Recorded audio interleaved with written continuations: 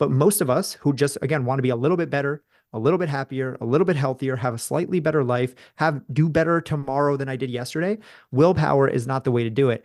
And for me, what I've come to find and what I teach now is the opposite of that. And what you can rely on is enthusiasm.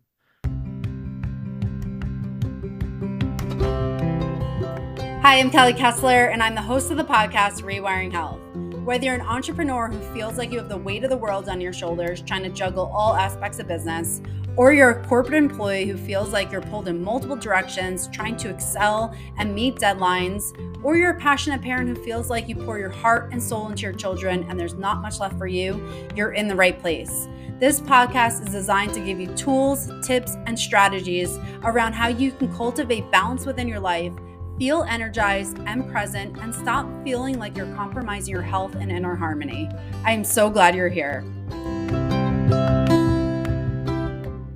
How many times in your life have you caught yourself saying this? When I accomplish this goal, then I'll be happy. Or when I look the way I want to look and lose the weight, then I'll finally feel the way I want to feel. But have you ever accomplished the goal and actually got to your target weight and it just didn't hit like you thought it would? You just don't feel the way that you hoped you'd feel. Or maybe worse, you are in an uphill battle just trying to get there and you're exhausted in the process. But what if there was a different way? And that's what we share in this podcast episode with Paul Levitin. Paul Levitin is a self-confidence coach, podcaster, and public speaker. Through his education and coaching company, the Happy Healthy Human Academy, he helps overworked millennials eliminate self-sabotage so that they can have unlimited energy, lose weight, and love the person they see in the other side of the mirror. Through his podcast, Happy Healthy Human, he aims to educate, inspire, and help millions of people live happier, healthier lives. This was such a great conversation and it truly will make you think differently about what you desire in life and how you actually want to feel in your life. Welcome back to another episode of Rewiring Health. Very honored to be joined by Paul Levitin. So thank you so much for being here today. Thank you for having me, Kelly. I really have been looking forward to this.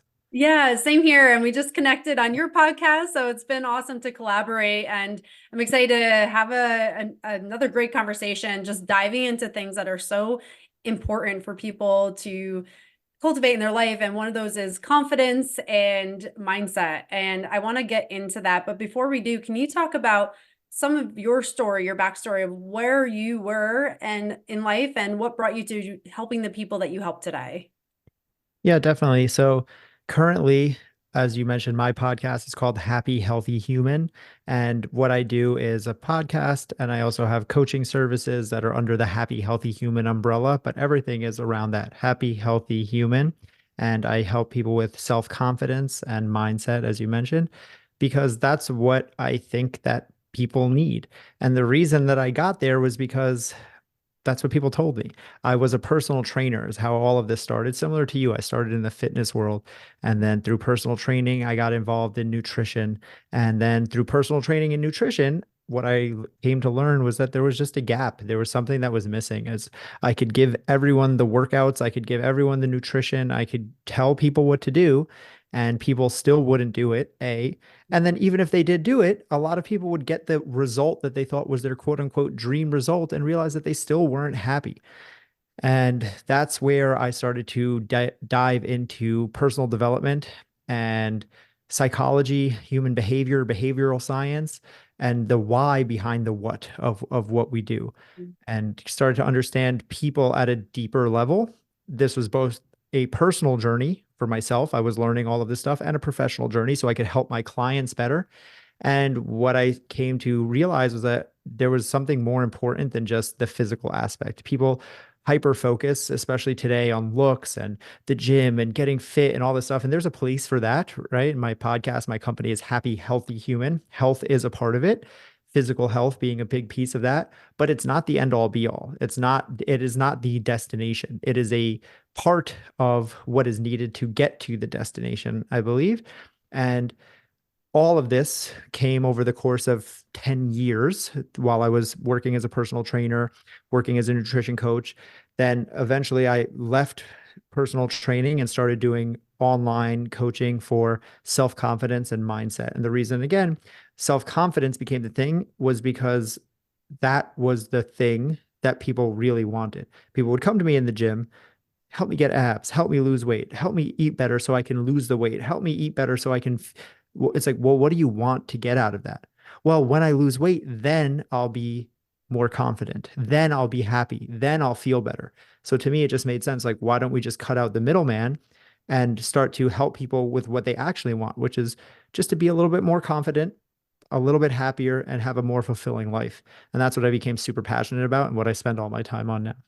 Yeah, I love that. And it's so true. It's such a slippery slope when we get stuck in looking outside ourselves or for something external to make us feel whole inside. And it I think we all tend to get stuck in these traps in some point of our life, but it really takes that evolution of realizing that until we're whole inside, nothing outside of ourselves or no change externally could really fill that gap. And can you talk about diving in that a little bit deeper? Because I completely agree. It's so necessary that we recognize the deeper core values and core beliefs that we hold are the true root of it. But can you talk about your experience and how, when you started diving into that with people, they started getting the results that they wanted without doing all those external things to fill that internal void?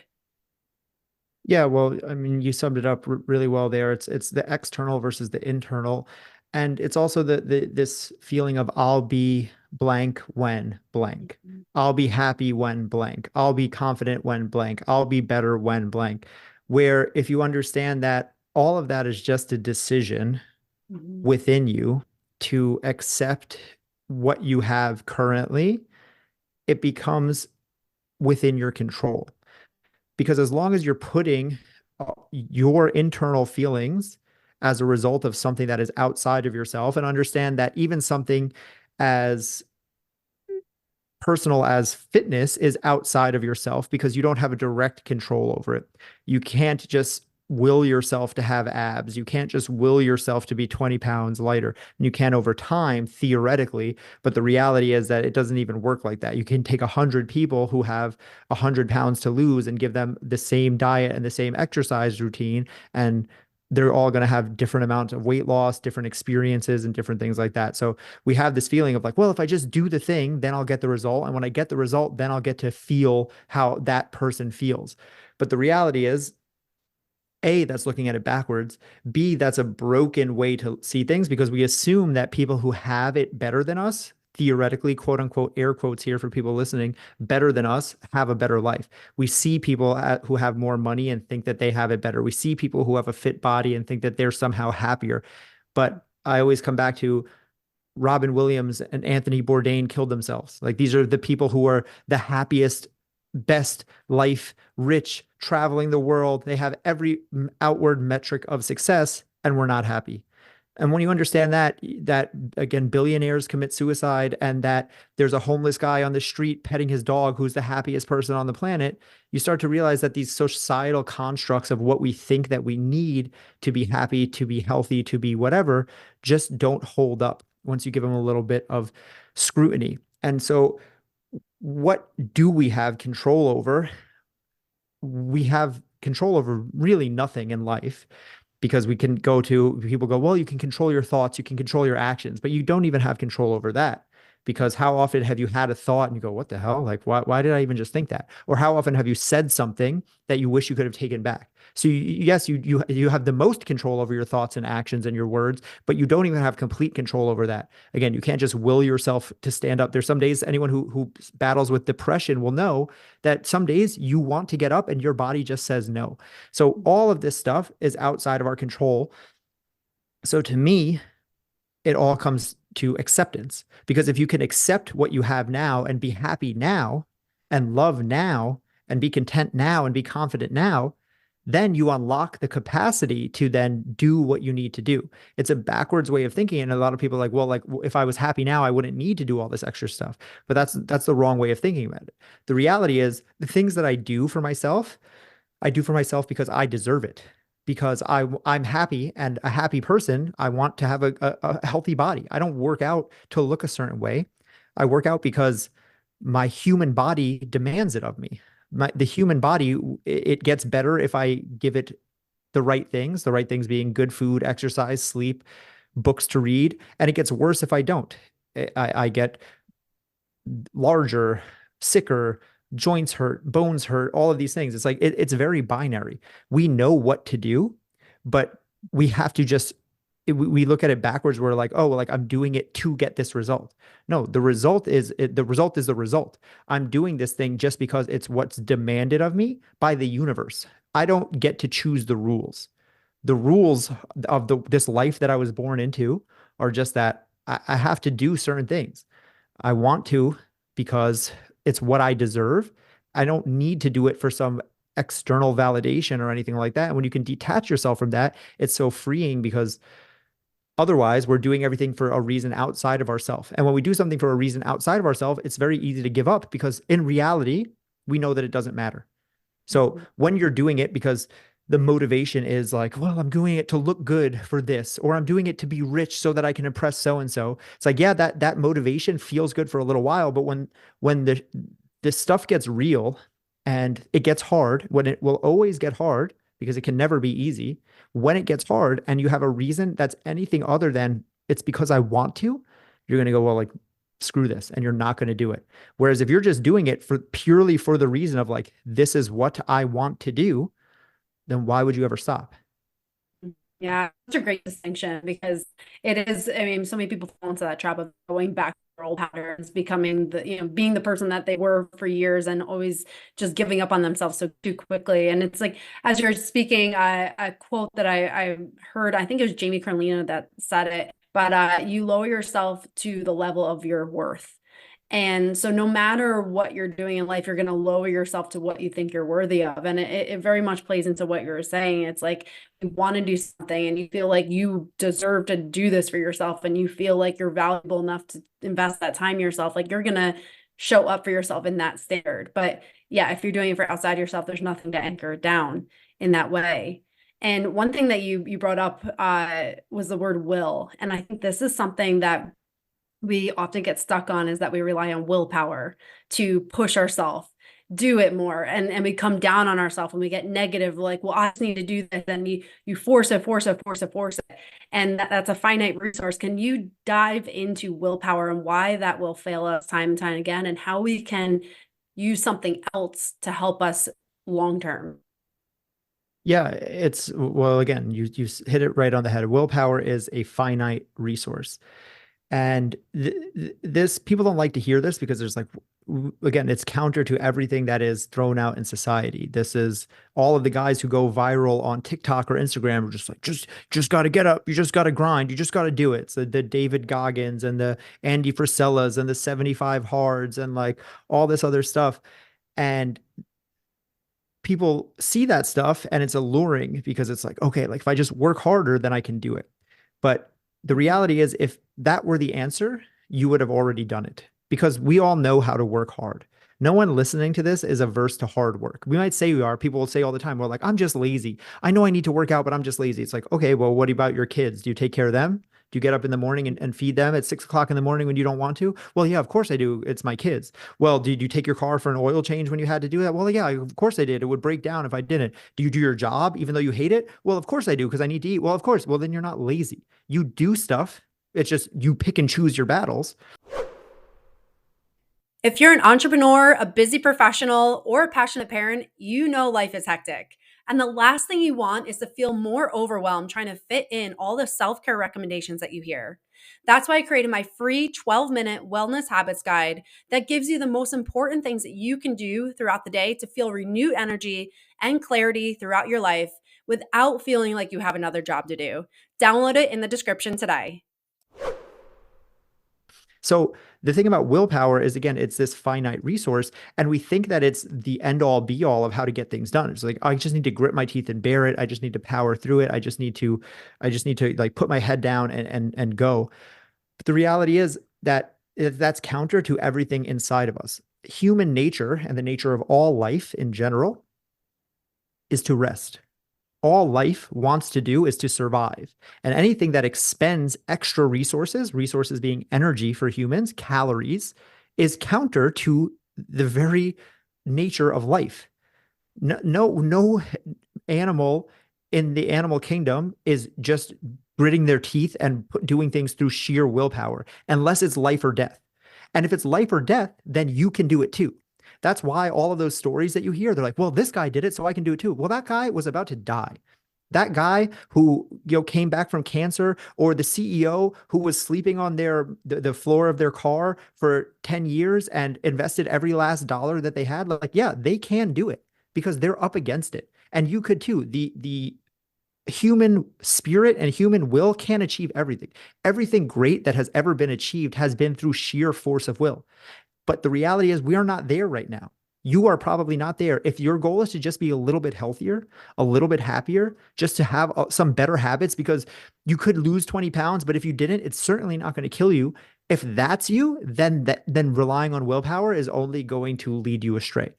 If you are to that point where it's like, I'm at rock bottom and something's got to change or my life is over, then you will do it. Willpower will get you there. But most of us who just, again, want to be a little bit better, a little bit happier, a little bit healthier, have a slightly better life, do better tomorrow than I did yesterday, willpower is not the way to do it. And for me, what I've come to find and what I teach now is the opposite of that.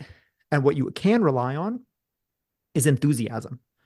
That to me is the guiding light that we should be looking towards. Not what can I do if I have to force myself. It's what do I want to do? What can I feel enthusiastic about? Because if I have enthusiasm about something, then I don't need willpower. I don't need motivation. I don't need anything else. I want to do it. So again, going back to myself as an example, for exercise, before this podcast, I was climbing. So right now, my main exercise is indoor rock climbing, which compared to the weight training that I used to do is not as an efficient workout. It's not lifting. It's not getting jacked. It's not getting strong, but I like doing it. So I don't have to try hard to get up in the morning and do it. I get up and I want to go.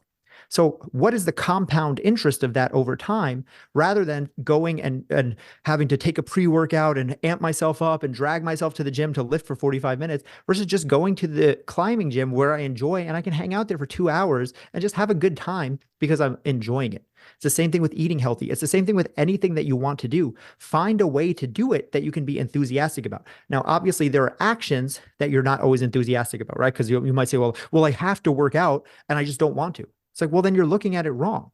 Find a way to work out that you can be enthusiastic about. That to me is just a lack of imagination, because there's infinite ways to work out. There's walking, there's running, there's rucking, there's hiking, there's dancing, there's yoga, there's Zumba, there's lifting. There's literally infinite things. You've tried them all? I doubt it. Same thing with eating healthy. Well, I just don't like eating healthy. It's like, again, that's just a lack of imagination. You can find a way to get to the result that you're trying to get to, that you like, that you enjoy, that you're enthusiastic about. And if you do that, the need for willpower falls away immediately. Yeah, no, I like that. And I think one thing that is coming through to me as you were speaking is the word curiosity. And I think that's what a lot of people lose, is this curiosity, because we get stuck in a rut of listening to so many people, especially on social media. You should do this, you should do this, you should do this. And then it feels so overwhelming that I think that's when we get stuck in, like what you were saying. It's like, I don't like that. It's not me. I don't do that. And into that, where we shut it down before we even get started because it becomes so overwhelming, or we just don't fit into where people say we should fit, instead of exploring ourselves. Can you talk about that a little bit more? Like, the more we know ourselves, how now we can explore curiosity rather than always looking for some expert outside ourselves to tell us exactly what to do. Can you talk about the explorative process so that we can get into that enthusiastic mindset? Yeah. Knowledge of self is the ultimate superpower, because again, as humans, it's everything is a paradox, because it's both and, it's not either or. We are so the same. There's human nature. Again, the nature of life is to shy away from things that are energy expensive and want to rest. There's cognitive biases. There's all these things that we do as humans that all humans will do. And yet at the same time, we are all perfectly unique individuals. No two people are exactly alike. So to know yourself is the ultimate tool, because then you know what will work for you. As a coach, people always think that I'm going to tell them what to do. And my very first conversation with them is like, I'm never going to tell you what to do, because no one knows you like you know you. How silly would it be for me to hop on a phone call with someone and go, you do this, this, and this, when you've been living your life for 20, 30, 40, 50 years? You have all the data. So you know what's going to work. So when someone says eat healthy, that's fine. You do need to eat healthy. But what eating healthy looks like for you is different. And now again, if you back yourself into this corner of of I can't, I've tried that, it doesn't work for me. That's just again, being curious of being like, well, what if it was? What if it was different? What if there was a way? It's all of these. If we again, I come back to just asking questions of ourselves or of these thoughts, unravel them immediately. Simple question is, do I know that to be true? I can't eat healthy. I don't like healthy foods. It's like, well, I don't know. Have you tried every food? Because maybe there's one out there that you enjoy. The shoulds are a huge part of this, right? I always, if anyone is just listening and not watching, anytime I say the word should, I put up air quotes because there's no such thing as what should be. The shoulds are propagated by society, by stories in our own head, by our upbringing. They're these thoughts that are pervasive, and they're the number one thing that hold people back. I teach a course on self-sabotage about why we get in our own way and quit on our dreams and quit on our goals. And it's an acronym that I teach called SLUMP. But the S, the very first thing letter in the acronym, is the shoulds and supposed tos. It's the number one thing that will hold you back because inherently, if you're doing something and you're saying it should be like this, that's bringing up a discrepancy. Because if you're saying it should be like this, you're saying that it isn't. I should have lost 10 pounds on this diet, but I only lost 5. Well, that means that it's not working. It should be easier, but this is really hard. Well, then that's not worth it. I should have more money saved by now because I'm 30, I'm 40, I'm 50, whatever it is. It doesn't matter what should be. All that matters is what is, because that's real. Any should is inherently fictitious. It's only as real as you believe it to be. And we only believe it's real because we've been told that it should be. So if you can just let that go and realize that nothing should, there only is what is. And if I don't like what is, I can change what is, and that's okay too. But it's not because it should, it's just because, again, I deserve that and I've chosen that. But it all starts with, as you said, curiosity, because if we think that there's only one way to do it, then we tried that one way. Then it's like, well, I tried. I gave it my best. We start to rationalize like that. It's like, I have tried. Oh, I know that going to the gym is hard, is something everyone says you're supposed to lift weights. It's really good for you. It's good for your bone density. Blah blah blah. It's like, but I went to the gym 3 years ago and I had a really bad experience. I tried it already. It didn't work for me. It's like, that's not how this works. That one try wasn't the most enjoyable experience for you. Maybe you had a bad trainer. Maybe you had a bad experience. Maybe you went to a bad gym. Maybe you just wasn't the right time in your life for it. But to say that that is like, and that's it, and now I get to stop because I've already done it, it's only harming yourself. Whereas if you take a mindset of being open-minded and openly curious and saying like, okay, that didn't work, but what else can I try? It's being a scientist. Everything is an experiment, right? Okay, I tried that. It didn't work. I move on to the next experiment. And if you do that, eventually you will find something that works because that's just the nature of life again. Mm-hmm. Oh, absolutely. I couldn't agree more. And just going back to that should part too, it's like when you have those expectations of how it should go, and then you're looking at your life and it's not exactly meeting that, now it becomes that focus on lack rather than celebrating any wins. So even if you did make progress, but you're not exactly where, again, quote, where you should be, your focus instead of on the wins you've made and the progress you've made now goes on to the lack. And that is the worst thing you can do to move yourself forward and keep yourself going. So yeah, I mean, that's so many great points there. And I think it's such a slippery slope that many people get stuck into, and it does hold them back. And sometimes it's so subconscious, you don't even realize it's going on in the background because maybe this is your pattern of thinking and how you've lived your whole life, and you feel like you're stuck and there's something, quote, wrong with you, but it's just that you haven't dove into yourself enough or understood yourself enough or have that awareness of what you're telling yourself. So I love that. Flipping it more into a positive route of like, okay, if this exists, maybe someone's relied on willpower, they have been focusing on their shoulds and a lot of like the negative aspects. How do we start to cultivate habits and use habits so that we can have longevity in the things that we desire in our life? Yeah, it's a great question. This is the main thing that I work with people on. So I look at this, I always say it's two sides, technical and tactical. The technical is like the mindset stuff, the mental stuff, like what's going on up here between our ears that's like making all of this mess. Like this is like my self-talk, my thoughts, my patterns, my past, and all this stuff. And then there's the tactical. It's like, okay, like I get all that. Like, what the hell do I do about it? Right. And like you need both because one without the other, it will fall flat because you can have all of the theory in the world.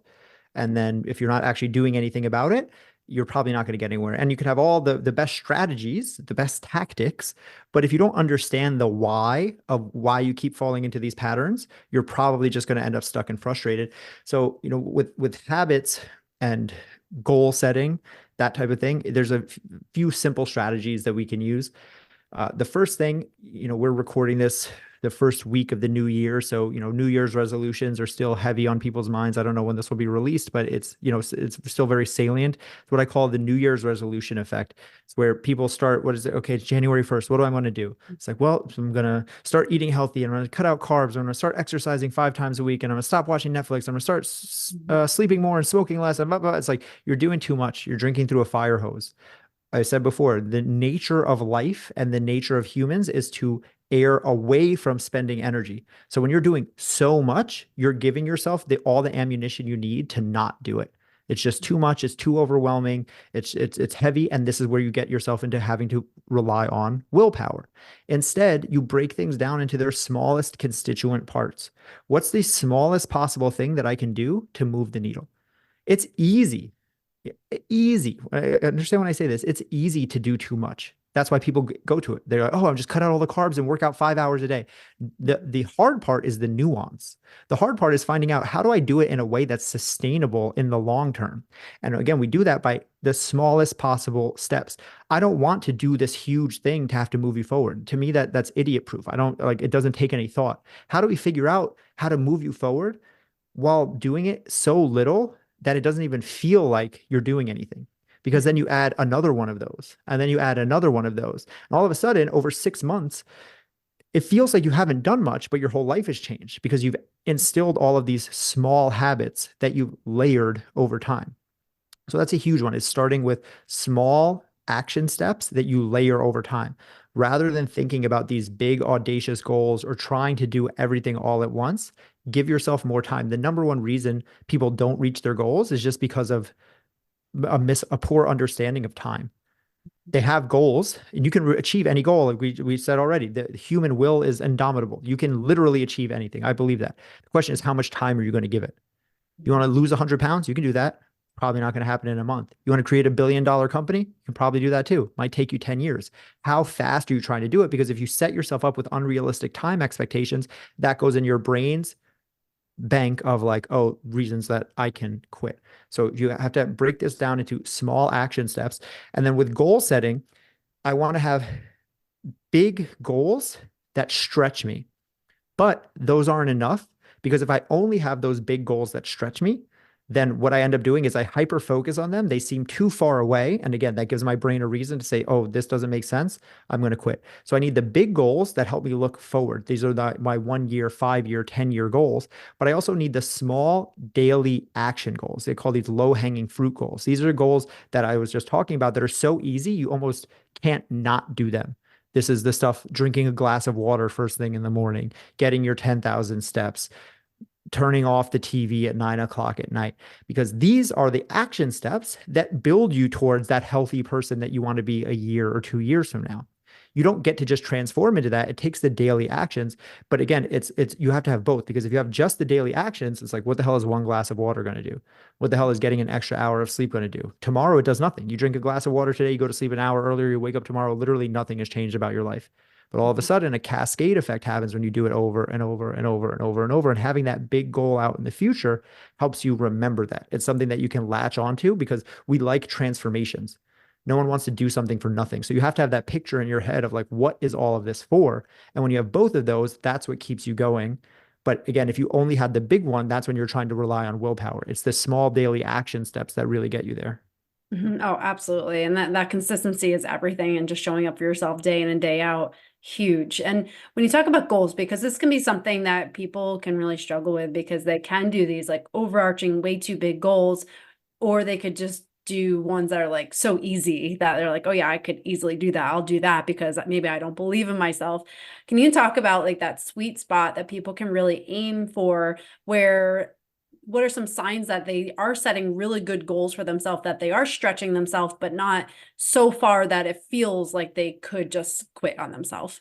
Yeah, it's a good question. because again, anything can be taken too far or too short. The reality is any goal is a good goal. There's no goal too small. Let's put it that way, because anything that nudges you forward helps. Mhm. Now, how do we know if we're taking it too easy on ourselves, so to speak, and just kind of using it as a cop out? There's two things. One, the term I always use is challenging but doable. It has to be challenging, because what doesn't challenge you doesn't change you. All of this goes back to physical fitness. How do muscles work? Everyone has heard you tear your muscle down so that it rebuilds. So if you're just lifting those light 2 pound dumbbells and you're never actually getting any stress on your muscle, you're never giving it a reason to grow. Mhm. Now, the second part of that is doable, because if I just told you go lift 100 pounds right now, yes, that would tear your muscles, but you physically can't do it. So I'm setting you up for failure. And now the thing is that your body is an adaptation machine. So you do challenging but doable. You lift the weight that's just out of your comfort zone, just a little bit too much, where you can do it, but by the end of it, it's hard, right? So this is where you do 3 sets of 10, and the first time you do 10, and the second time you do 10, and the third time you get to 8 or 9. You're right there. You're in that sweet spot. Like, you can do it, but it's really hard. You could eke it out with crappy form if you wanted to. But what happens is you come back stronger next time. And now you get 3 sets of 10. And then you come back next time, and now you can do 3 sets of 12. And now you up the weight again to get back into that challenging but doable sweet spot. And this is just an analogy using fitness, because I think a lot of people can understand this, but this is everything.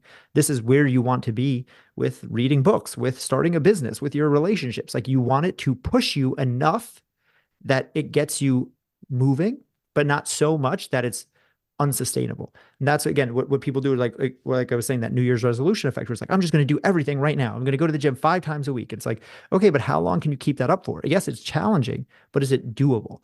And that really is like the sweet spot. And again, that the thing is that because we adapt, that moves. So what's challenging and doable now, if you're doing the thing consistently, will no longer be challenging a couple months from now. Mhm. And something that's challenging and at the very tail end of doable, like it's just barely doable, that's fine, because a month from now it'll be very doable. And then 2 months from now it'll be too easy, because that's how adaptation works. So you want to make sure that you're doing like that place where it is going to push you, but not so far that, again, it makes you not enthusiastic about it. So that's what I'm saying. Like, it is a sweet spot, because you could say, again, what's ideal? Like, okay, well, running 5 miles a day really stretches me. It's challenging and I can do it. But if it's so far on the aspect of challenging and so just barely doable, that's where we get away from also being enthusiastic about it. It's like, well, yes, I can do it. Yes, it stretches me, but I don't want to. So now you have to find something that's like, what about the rower? Like, I don't like running. I won't run for an hour, but I'll ride my bike for 3 hours. So like, that's my cardio of choice.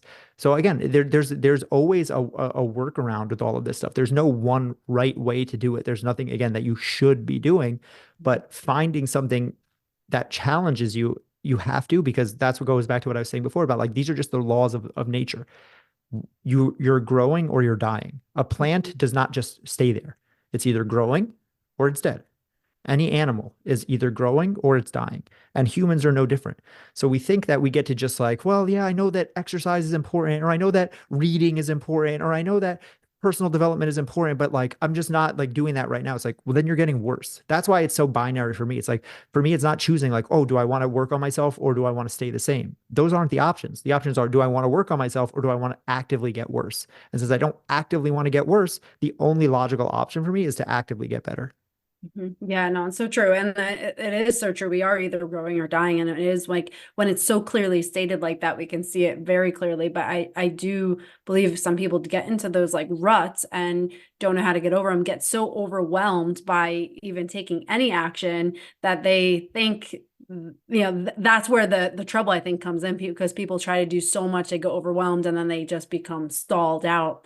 But in the process, they're not growing, and it becomes such a vicious cycle for people, or they experience setbacks. And that's something that I love to hear your perspective on that. And so maybe if you have a goal, you're starting to work towards it, and then you experience a setback, how do you overcome those setbacks? What's the mindset that it will help someone get past that and through that so that they can continue to grow? Yeah, it's all just perspective. And again, understanding that there is no should. A setback hinges on there's a way that this is supposed to go. Mhm. Oh, I'm supposed to start and then keep making progress and then just succeed. Who said that? Where did you get this roadmap from that you think that that's the way it goes? Because it's not. It's just not real. So again, we could talk about like use setbacks as learning experiences and failure isn't final and all of that is true. But my thing is just like who said that you get to do it without setbacks? Like how arrogant of a thing to get to think that you get to do anything and just have it go smoothly. That's not life. Ask literally any person about literally anything they've ever done, and they'll tell you the same thing. So why do you get to be the exception? You don't. And that's fine. That's part of it. Setbacks are not a flaw in the system. They are a fundamental part of the system. Because again, your muscles get stronger when you work them past their set point. Your brain gets smarter only when you give it a reason to try. If you were sitting here as a 30-year-old reading children's books, you're not going to get smarter. You have to stretch yourself to do it. And in the very nature of stretching yourself, pushing yourself past your comfort zone, going past doable, you're going to have setbacks. It just is a part of it. It is not wrong or bad or mean you're less than. Like that actually, to me, that's what means that you're doing the right thing. When I face a setback, when I face a struggle, when I face something that's like, oh, God damn it, I'm like, this is exactly where I'm supposed to be because this means I'm pushing hard enough to even get here. People who don't go through setbacks are people who aren't trying. They're the person who isn't actually in the game. And that's not where I want to be. So it's like, it's just a completely different way to look at things. Why would I look at a setback as bad? One, how arrogant to think that I wouldn't have setbacks. And then to think that there's anything negative about it. It's just like, yeah, it sucks. It's annoying when you're going through it. Of course, I get that. Like no one wants to be like, I would love for it to just be smooth sailing all the time. But, as the saying goes, like great sailors aren't made on smooth seas. Right. So it's like that. The whole point is the setbacks. Yeah, yeah, I love that. And that's such a huge perspective because I believe that too. It's like every time I have something happen where it is a setback, I'm like, oh, good. This is just validation that things are challenging and I am pushing myself. Because if you're not having setbacks in your life, that really is your indicator that you're not doing anything outside your comfort zone. Like you've been there, done that, you're doing the same thing. Of course, it's a predictable outcome. But when it becomes unpredictable, that's when you realize you're actually growing. And it's such a beautiful reminder and perspective shift because some people do, especially if you're a perfectionist and you're a high achiever, like you get stuck in those mindsets of like, I can't fail. I can't, this something has to be wrong with me. But no, that is just your validation. And thank you for sharing that perspective because I completely agree with it. It is such a validation for that you are doing the right thing. You're on the right track. So absolutely love that. For someone who wanted to connect with you and work with you, where can they find you? Yeah, I mean the biggest thing is just my podcast. I would love for people to just check out Happy Healthy Human. You can check out Kelly's episode on there as well. Hundreds of episodes of free knowledge and free stuff. So I would love for people to just dig into that for free. If people do want to go deeper and coach with me or check out some of my courses, you can just send me a message on any platform on social media. It's just my name at Paul Levitin across all social media platforms, Instagram, TikTok, Facebook, whatever. Send me a friend request, add me, and just let's chat and see if it's something that can help you. Awesome. Love it. I'll put everything in the show notes and definitely check out his podcast, go rate, review it, subscribe, and definitely listen to some of those episodes. And I just want to thank you again for being on today, sharing your perspective, your insight. It's been such a great conversation. So thank you so much. Thank you for having me. Absolutely. And again, for anyone who's listening, please, if you found value in this, share it with a friend and spread the word because it's really through these platforms and growing these platforms that we can share these messages that there's a different way to live life and that we can live more abundantly and with more joy. So again, thank you for tuning in today and being part of this community.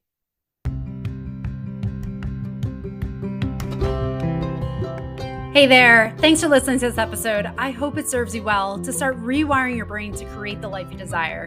If you found value in this, please share it with a friend and tag me on Facebook or Instagram at Dr. Kelly Kessler.